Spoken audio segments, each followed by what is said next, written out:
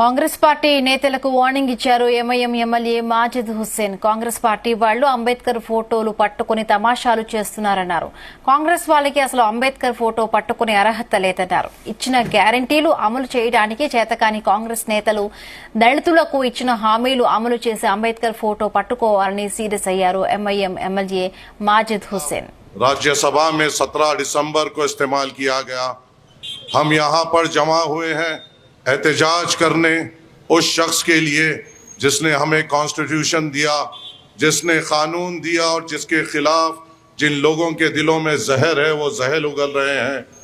17 दिसंबर को राज्यसभा में एक शर्मनाक वाकया हिंदुस्तान के सामने आया, जहाँ पे वक्त के होम मिनिस्टर अमित शाह ने डॉक्टर भीमराव अंबेडकर साहब के खिलाफ जो उनके दिल में बुग़्ज़ है और जो गंदगी है वो बाहर निकाली।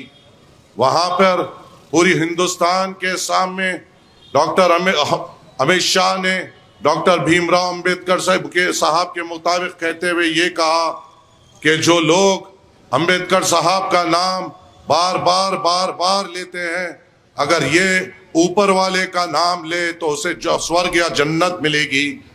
उनको ये पता नहीं कि SC ST खास तौर से हमारे दलित भाइयों के लिए अंबेडकर नाम कितना बड़ा है। उनको ये एहसास नहीं कि दलित भाई जो SC ST से जो ताल्लुक़ रखता है, जो ट्राइबल से ताल्लुक़ रखता है, उनके लिए डॉक्टर भीमराव अंबेडकर साहब के क्या खिदमात है और कितने कुर्बानियाँ हैं। मगर ये लोग जो बुग़्ज़ रखते हैं अपने दिल में, कभी ना कभी अवाम के सामने आता है। और भरी राज्यसभा में अमित शाह ने 17 दिसंबर को डॉक्टर भीमराव अंबेडकर के खिलाफ जो उनके दिल में जहर, बुग़्ज़ और नफरत थी वो बाहर निकाला। उस शख्स के बारे में निकाला कि यहाँ पे कई तादाद में दलित भाई यहाँ पे बैठे हुए हैं। ऐ मेरे दलित भाइयों, क्या ये बात सही नहीं है कि डॉक्टर भीमराव अंबेडकर साहब ने आपके हालात बदले? क्या ये बात सही नहीं है कि अगर डॉक्टर भीमराव अंबेडकर ना होते तो आज भी आपके ऊपर जुल्म होता? क्या ये बात सही नहीं है कि अगर डॉक्टर भीमराव अंबेडकर अगर आपकी आवाज नहीं बनते तो आज भी आपको कुओं से पानी लेने नहीं दिया जाता? क्या आप मुझे बताइए कि अगर डॉक्टर भीमराव अंबेडकर नहीं होते, क्या वो आप दौर भूल गए जहां एक दलित के गले में मटका बना जाता था कि वो थूके भी तो मटके में थूके, अगर जमीन पे उसका थूक भी गिर जाए तो जमीन नापाक हो जाती है? क्या अगर मैं आपसे सवाल करता हूं, अगर डॉक्टर भीमराव अंबेडकर ना होते तो क्या आप उस दौर से बाहर निकलते जहां दलितों के पीछे कमर पर झाड़ू बनी जाती और ताकि जब दलित चले तो उसके पांव के निशान उस झाड़ू से मिट जाए और जो दूसरे लोग हैं उनको चलने में तकलीफ ना हो? क्या डॉक्टर भीमराव अंबेडकर अगर ना होते तो क्या दलितों को साफ सुथरा कुएं से पानी लेने दिया जाता? अगर डॉक्टर भीमराव अंबेडकर ना होते और उनकी आवाज आपके लिए बुलंद ना होती तो क्या आज जो आप सरकारी नौकरियों में हैं अपने बच्चों को अच्छी जिंदगी दे सक रहे हैं, अच्छे स्कूल में तालीम आपके लिए है, अच्छे कॉलेजों में रिजर्वेशन के नाम पे आपके बच्चों को तालीम याफ्ता किया जा रहा है? क्या होता? क्या डॉक्टर भीमराव अंबेडकर अगर ना होते तो क्या वो दौर आप भूल गए जब अगर आप बारात निकालते तो कुछ ऐसे तबकात आप पे हमला करते थे? क्या डॉक्टर भीमराव अंबेडकर अगर ना होते तो क्या आप उस दौर में अपने मूंछों को ताव दे पाते?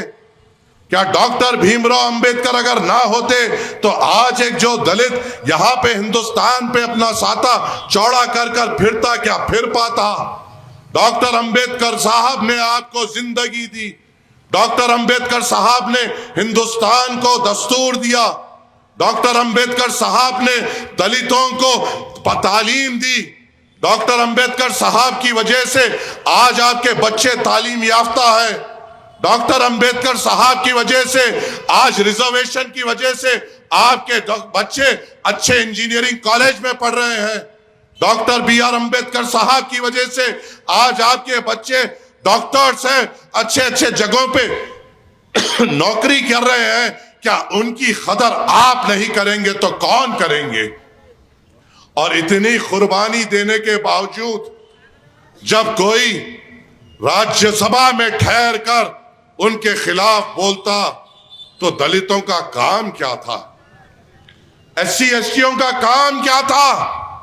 हैदराबाद का चक्का जाम करना आपकी जिम्मेदारी थी कि कौन है वो हमारे डॉक्टर साहब भीमराव अंबेडकर साहब के खिलाफ बोल रहा है।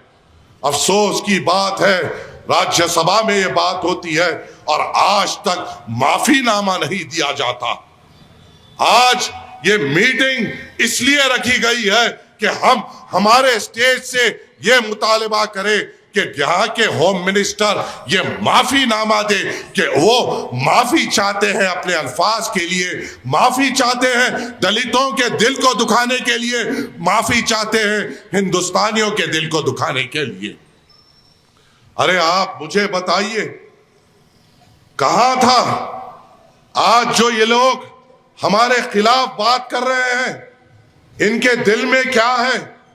आज हमारे खिलाफ बात की जाती है, दलितों को उकसाया जाता है, बोला जाता है कि मुसलमान ऐसा कर देगा, मुसलमान वैसा कर देगा, और जब इंतखाबात आता है दलित को भी हिंदू बनाते हुए हमारे एक दूसरे के खिलाफ लड़ाते हुए फिरका परस्ती का माहौल बनाते हुए वोट का तलब किया जाता है। बताओ मेरे दलित भाइयों, है कोई ऐसा बीजेपी का एमपी जिसने उस ऐवान पार्लियामेंट में ठहर कर विजय भीम का नारा दिया? बताओ मेरे दलित भाइयों, मेरे शेड्यूल कास्ट भाइयों, मेरे शेड्यूल ट्राइब भाइयों, क्या उस ऐवान पार्लियामेंट में कोई भी पार्टी का ऐसा मेंबर ऑफ पार्लियामेंट है जिसने बाबा साहब भीमराव अंबेडकर में जिंदाबाद के नारे लगाए? बताओ मेरे दलित भाइयों, बताओ मेरे शेड्यूल कास्ट शेड्यूल ट्राइब के भाइयों, क्या कोई है जो उस ऐवान पार्लियामेंट में नरेंद्र मोदी, भाजपा, आरएसएस, विश्व हिंदू परिषद के लोगों के सामने ठहर कर जय भीम के नारे लगाए? कोई नहीं है जिसने ये नारे लगाए। अगर नारा लगाया तो एक ही शख्स ने लगाया, हैदराबाद के एमपी बैरिस्टर असदुद्दीन अवैसी साहब ने लगाया। क्या हमारा काम नहीं है उनको और मजबूत करने का? हर एक जलसों में हिंदुस्तान के कोने कोने में जाते हैं, डॉक्टर भीमराव अंबेडकर के नारे बुलंद करते हैं। हिंदुस्तान के कोने कोने में जाते हैं, डॉक्टर भीमराव अंबेडकर के दिए कानून की दुहाई देते हैं। हर हिंदुस्तान के कोने कोने में जाते हैं, आपके डॉक्टर भीमराव अंबेडकर के नारे बुलंद करते हैं। बताओ दलित मेरे भाइयों, शेड्यूल कास्ट मेरे भाइयों, शेड्यूल ट्राइब मेरे भाइयों, क्या जो सेक्युलर जमातें या भाजपा जो इलेक्शन के टाइम पे आपको चुसकाती है, आपको आगे बढ़ाती है, क्या आपके लिए बात करती है? क्या आपके लिए नारे बुलंद करती है? क्या जय भीम के नारे आगे बढ़ाती है? कोई नहीं है जो आपके लिए आवाज दे सिवाय बैरिस्टर असदुद्दीन अवैसी साहब के। अरे पार्लियामेंट छोड़ो, अरे दलितों के भीख से, शेड्यूल ट्राइब्स के भीख से, शेड्यूल कास्ट के भीख से कई यहां से तेलंगाना के असेंबली में एमएलए गए, क्या किसी ने वहां पे ठहर कर यह कहा कि बाबा साहब अंबेडकर के खिलाफ कुछ मत बोलो, बाबा साहब अंबेडकर मेरे हीरो है? क्या बीजेपी के एमएलए ने कहा? क्या कांग्रेस के एमएलए ने कहा?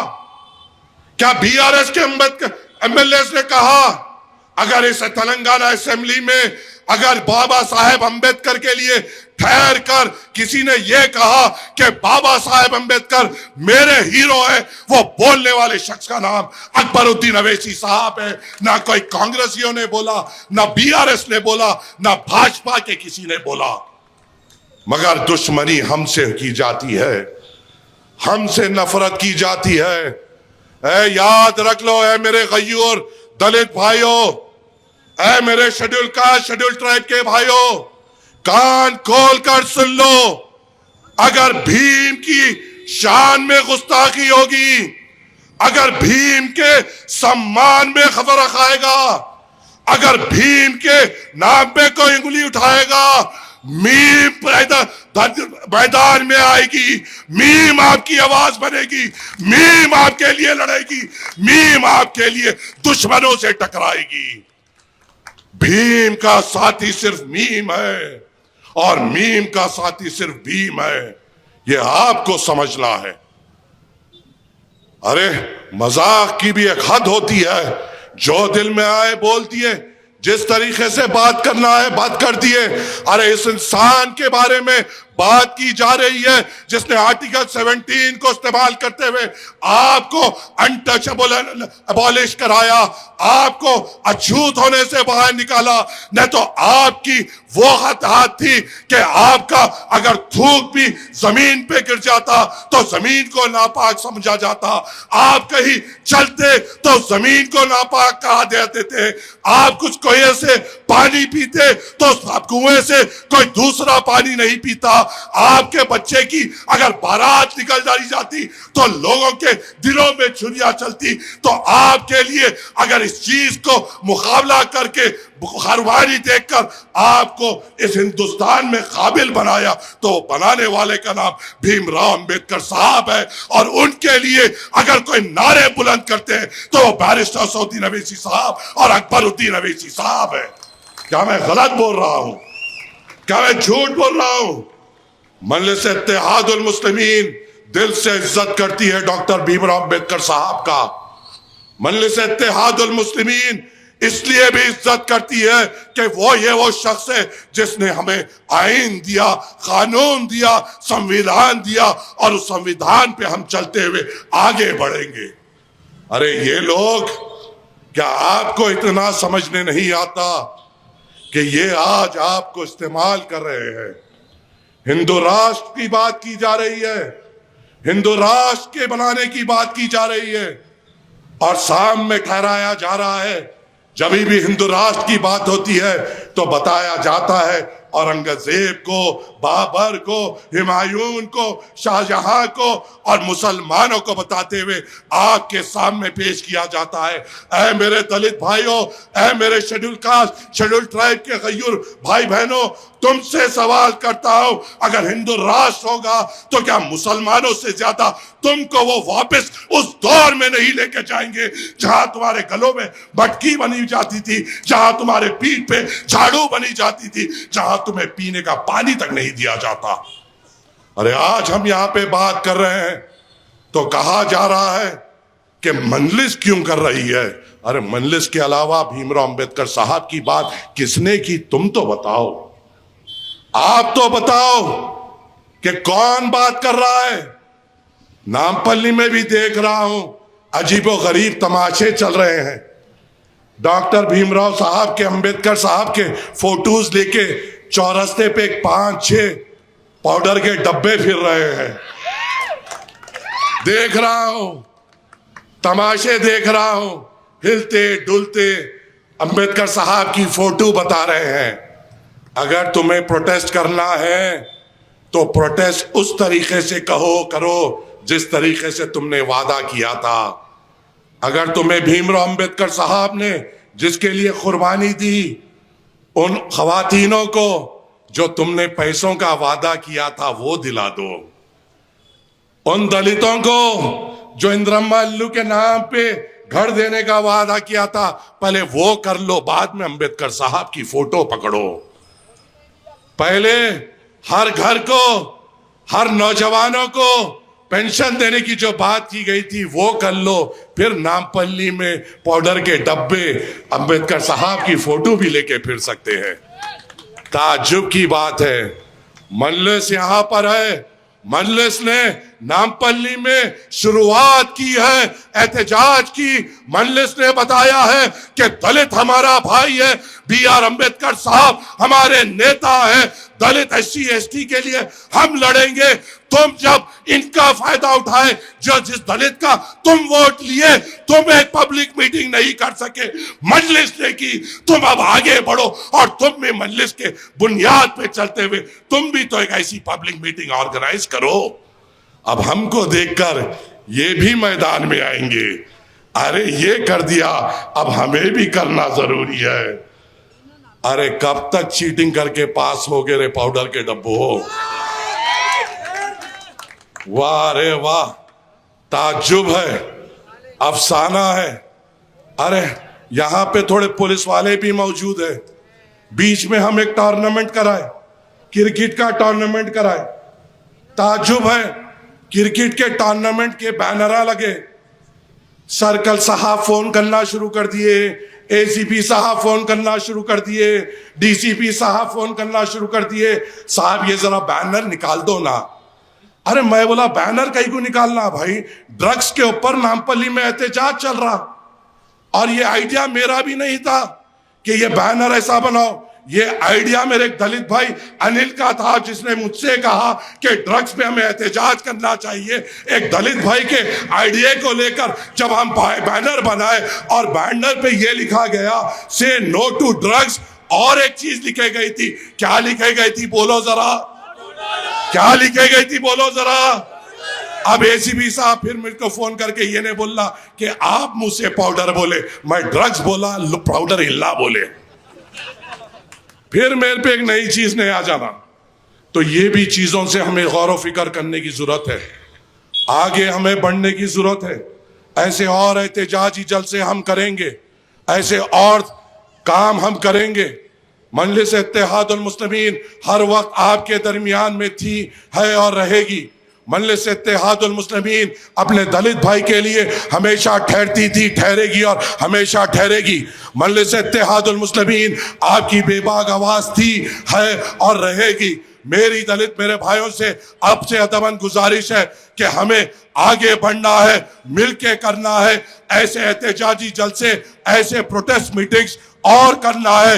उस आदमी के लिए करना है जिसने हमारे लिए कुर्बानी दी, उस आदमी के लिए करना है जिसने हमारे लिए एजुकेशन दिया, उस आदमी के लिए करना है जिसने हमारे बच्चों के लिए मुस्तकबिल लिखा, उस आदमी के लिए करना है जिसने हमें अनटचेबल होने से बाहर निकाला, उस आदमी के लिए करना है जिसने हमारे बच्चों के लिए बेहतर मुस्तकबिल लिखा, उस आदमी के लिए करना है जिसका नाम डॉक्टर बाबा साहब अम्बेडकर, भीमराव अम्बेडकर साहब है। उस आदमी के लिए करना है। मजलिस आपके साथ है, मजलिस आपकी आवाज है। मजलिस कोई ऐसी चीज बर्दाश्त नहीं करेगी जो आपको तकलीफ देती है, और मजलिस आपके हर एहतजाज में आपके साथ चलते हुए इन विश्व हिंदू परिषद, आरएसएस और भाजपा जो दलितों के लिए अपने दिल में नफरत रखते हैं, जो दलितों के लिए अपने दिल में मैल रखते हैं, उनका मुकाबला आपके साथ रहकर करेगी। और मजलिस इत्तेहादुल मुस्लिमीन हमेशा भीम की ताकत बनेगी, भीम की आवाज उठाएगी और भीम को साथ लेकर चलेगी। बस यही चंद गुजारिश है। आगे भी और हम ऐसे प्रोटेस्ट मीटिंग्स कराएंगे।